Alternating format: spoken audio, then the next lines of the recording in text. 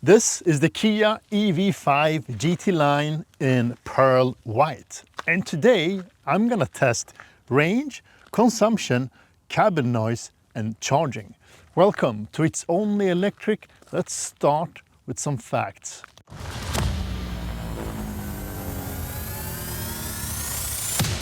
It's only electric. The EV5 plays in a high volume segment since it's a mid-size SUV. Its biggest competitors is cars like the Tesla Model Y, the MEB cars like the Volkswagen ID.4, the Skoda Enyaq, and so on. The total length is 4.6 meters and the wheelbase 2.75 meters. It has a curb weight of 2.1 tons. And since this is the long-range version, it comes with a bigger battery pack with a gross capacity of 81.4 kilowatt-hours and a net capacity of around 78. It's a NMC pack and it brings a WLTP range of 505 kilometers. Slightly more if you go for the non-GT line version, and that's more dependent on the wheel size, so 19-inch rims in this case. It's the long-range front-wheel drive version with a permanent magnet motor here at the front, putting out 218 horsepower, 160 kilowatts or 295 newton-meters of torque. It does 0 to 100 in 8.5 seconds with a top speed of 165 kilometers per hour. Charging. The charge port is placed here at the right front fender. Unfortunately, it does not run the 800 volt system as some of the siblings does, like the EV9 and the EV6. So this is built on a 400 volt system with a top charge speed, DC charging 150 kilowatts, 10 to 80% in around 30 minutes. When it comes to home charging, as usual, 10.5 kilowatts, 3-phase support, and automatic or electric charge port. Also does have a vehicle to load functionality. This video is sponsored by D. D stands for reliable, accessible and affordable charging products and accessories. One of my favorite products is this portable high power charger with up to 11 kilowatts of output. It's the perfect charger for versatility, since you can mount it with the included wall mount or bring it with you when traveling. It's plug and play, and you adjust the current directly at the charger from 6 up to 16 amps. It's CE certified and supports both 1 and 3-phase charging. You can also set a timer for delayed start if you want to optimize the charging according to your needs. For more settings, like a charging schedule, you can use the app for controlling the charger over Wi-Fi. Every EV owner needs a portable charger, so use the affiliate link in the description or scan the QR code to get your discount today. And as this is the GT line version, it comes with 19-inch rims instead of the standard 18-inch ones, 235, 55 all around, so a non-staggered setup. In this case, Goodyear Ultra Grip Ice 3 studless winter tires, since it's still considered to be winter here in Sweden. This will affect the consumption to the worse. Another thing that's important to notice is the brick-shaped front here. It has a CV value of 0.3. That's fairly high these days, especially for EVs compared to the Model Y, for instance, that has 0.23. That will really affect the higher speed tests. So I'm going to start with two tests, two range tests. The first one is the mixed cycle of 93 kilometers per hour. The second one is a highway speed test. Let's see how the EV5 manages that. Let's start. So we are at the first stretch of the range and consumption test. We always drive the exact same route. The total route is 80 kilometers long and consists of speed limits from 50 all the way up to 110 kilometers per hour. The average speed is 93 kilometers per hour. The current road conditions, 7-8 degrees Celsius, totally dry roads, no wind, so fairly good mild winter or spring conditions, I would say. we always stick to a certain set of rules. The first one, always keep the speed limit. The second one, keep the AC running at auto and 20 degrees Celsius. And the last one is to always use eco mode as a drive mode if available. And it is, so everything is set for a good comparable result. One thing that I want to talk about is the SSC, or the driver assist functions for the Kia EV5. You control that from the left side of the steering wheel. Now it's active. Let me deactivate that. You have two buttons. The first one is to activate the stereo assist mode. The second one is to activate the speed limit or speed assist mode. So when both of those are active, you will have SSC activated. You have a rocker here, most further to the left. If you do single taps, you will increase the speed in single kilometers per hour steps. If you hold it and are traveling over 100 kilometers per hour, it will add 10 kilometers per hour. If you are traveling under 100 kilometers per hour, holding it will give you or increase or decrease the speed in fives. So that's what you have to play with. You also have the distance adjuster that's just underneath that rocker to the left. You adjust the distance to the cars in front of you in, let me see, 4 different levels. I will keep it on 4 to keep a safe distance to the car in front of me. I perceive it as a bit wobbly. It has a bit of a hard time keeping the car in a straight line within the center of the lane. It's kind of snaky and wobbly, especially during nighttime. It has a bit of a hard time keeping the car straight, so it feels a bit unstable in higher speeds, I would say. One good thing with the driver assist function is that changing lanes does not stop the functionality from being active. So as soon as you place the car in the new lane, it will reactivate the driver assist function and you will be able to continue drive as you did in the other lane. That's very convenient. Some brands does not have this. There's a couple of other features to the driver assist functionality that you can see here under the driving convenience sub-menu. Under smart cruise control, there is 2 or 3 togglers. The first one is HDA, motorway driving assist. That's a function that tries to help you to keep the correct speed on highways, which means that it tries to adapt to the changing speed limits. It also has this lane change assist, also only on motorways. So if you're closing into a slow car or truck in front of you, it suggests for you that it is time to change the lane. And it actually helps you to do that change. But you need to engage it or start it by using the signaling stalk. And the last one is the auto motorway speed change, and that's the one that, like, if the speed limit changes, it changes with that. And you see all these functions active on the screen. So now, for instance, it slows down, it goes underneath the speed limit. And if I signal to the left, it will do the lane change for me. So I'm not doing the steering wheel change here or adjustment, the car does it for me. But I need to hold the steering wheel all the time.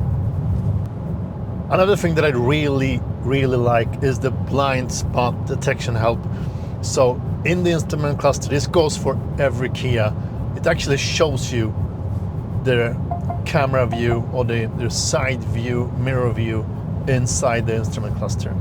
So now when I'm signaling to the right, it will pop that screen or image for me, and I will get a clear view of what's going on in the right lane. This is one of the best implementations of the dead spot or lane change functionality. It's really good. One thing that's not as good though, as you hear, it's completely insane how much this car can beep at you. The problem is not the speed limit assist as such, because that one is easy to turn off. You just long hold the mute button or the volume knob or rocker to the right.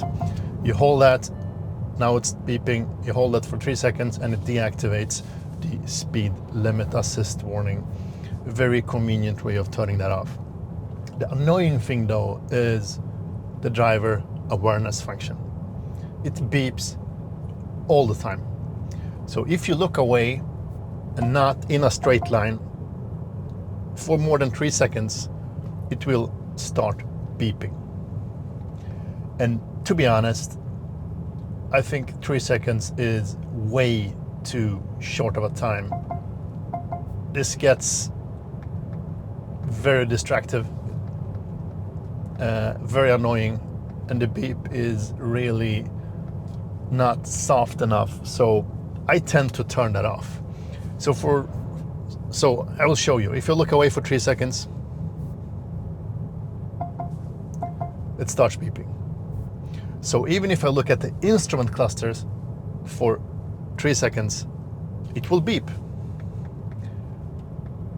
I don't think that is a good functionality. It beeps all the time. So what I have done is that I'm using the favorite button here, the star on the right side of the steering wheel, and I'm using that as a shortcut to the driver assist settings. And at that point you have something called DAW, driver assist warning, and that's the forward attention warning toggle. I turn that off because it gets way too annoying. To the first check-in, we have been traveling for 25 kilometers. Average consumption until now is 18.6 kilowatt hours per 100 kilometers. 18.6. When it comes to perceived noise or the cabin noise level for the Kia EV5, important to mention, this is the GT-Line version with the 19-inch wheels, so probably slightly more noisy compared to 18-inch setup. It does have acoustic glass or double pane windows here at the front, which will lower the noise slightly. But my feeling is that it's kind of an average car when it comes to the cabin noise. And I'm going to measure that in this video, so stay tuned for the results. Closing into halfway of the trip, and the average consumption is 17.4 kilowatt hours per 100 kilometers, so it's slightly going downwards. This is getting close to the more tricky parts when it comes to the driver assist functions. It gets a bit curvy, and it gets a bit too curvy for most of the brands, and I'm gonna test that for the Kia EV5 too. So here comes the first tricky part. Is it going to slow down, or is it going to try to keep the exact same speed and lose control? I'm feeling that it is going to lose control.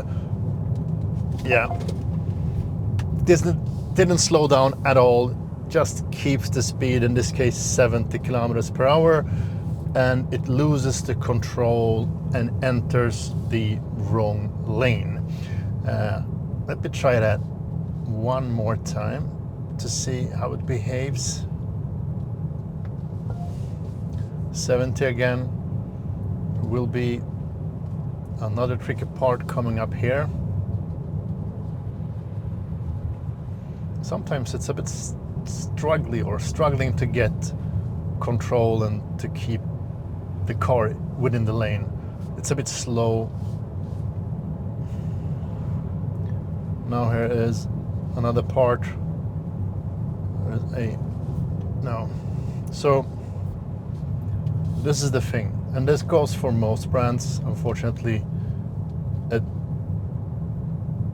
doesn't really communicate its limits here.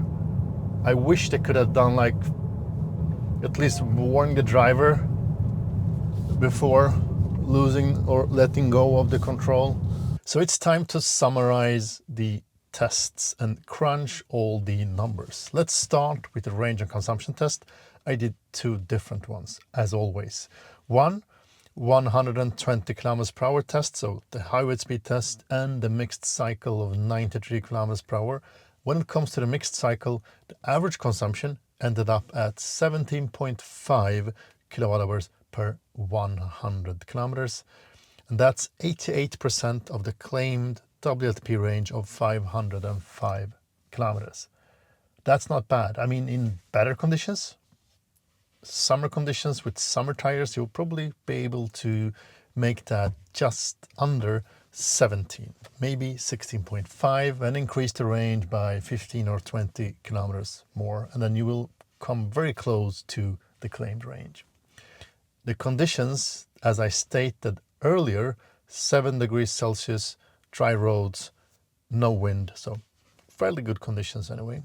When it comes to the highway test, 120 test, I keep the car in a straight line on the highway to measure it as good as possible. Conditions at that specific time, since I do this nighttime because I don't want the traffic to interrupt the test, 2 degrees Celsius, still dry roads.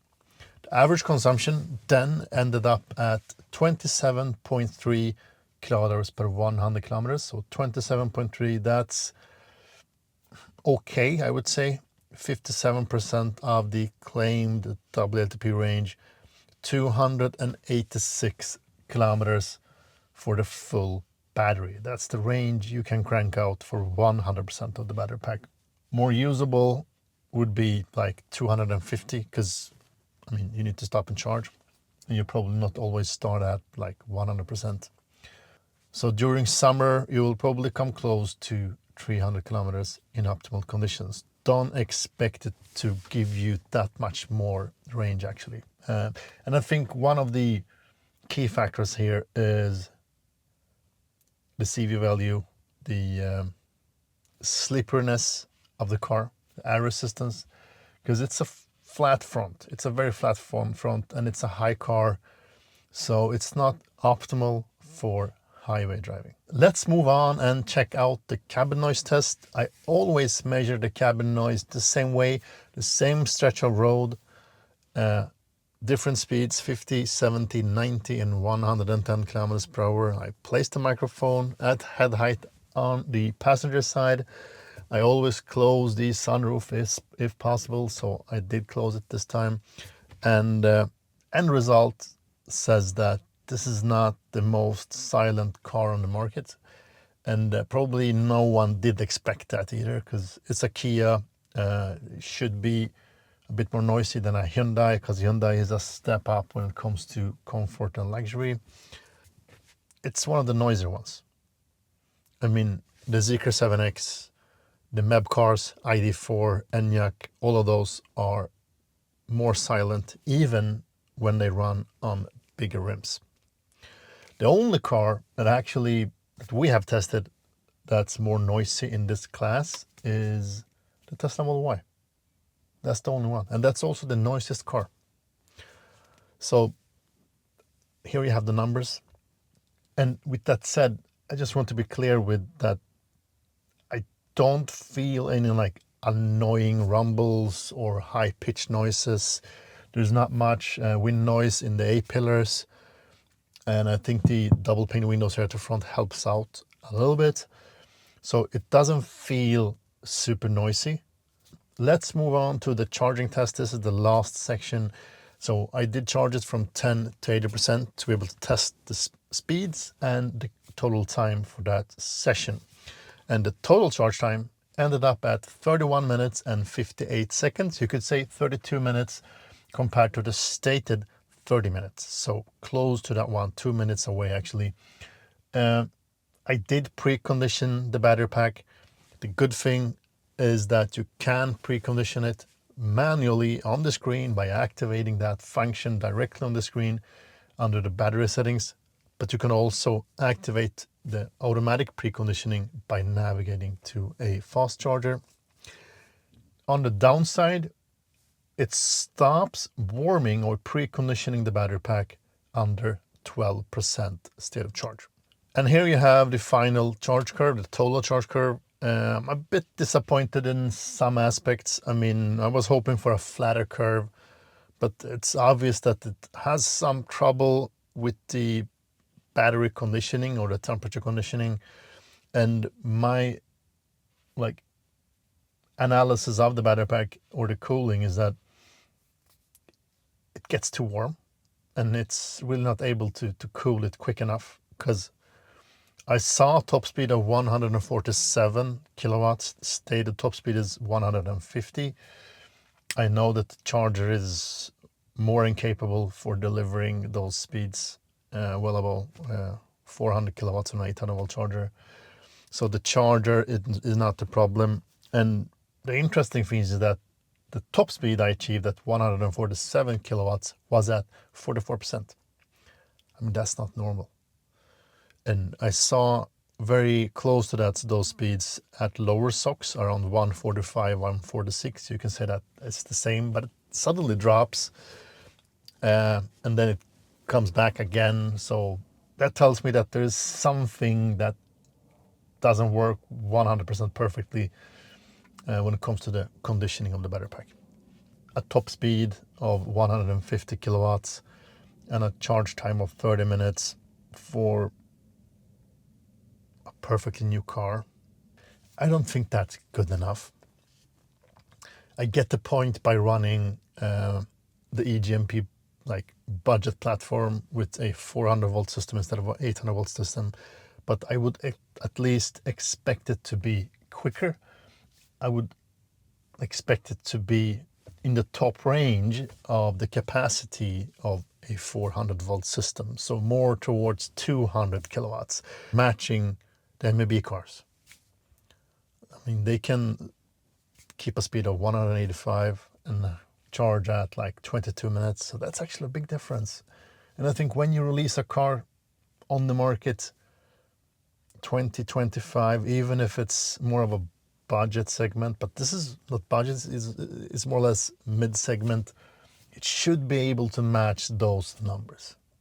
Let me try to wrap up my experience with the KIA EV5 GT-Line. I would probably go for the more entry-level versions because I think it gets a bit too expensive for what you actually get at this price point.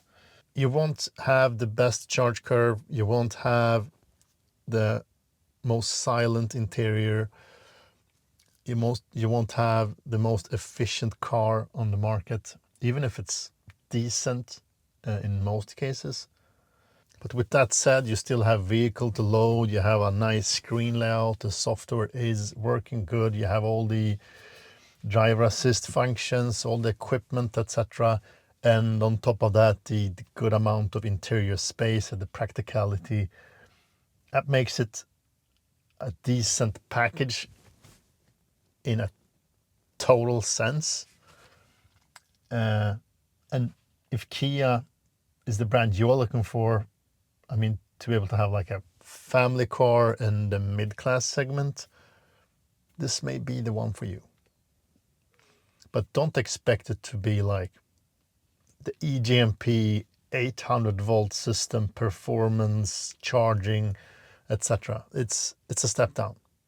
So that's all for today. I hope I could shed some light on the new KIA EV5 GT-Line.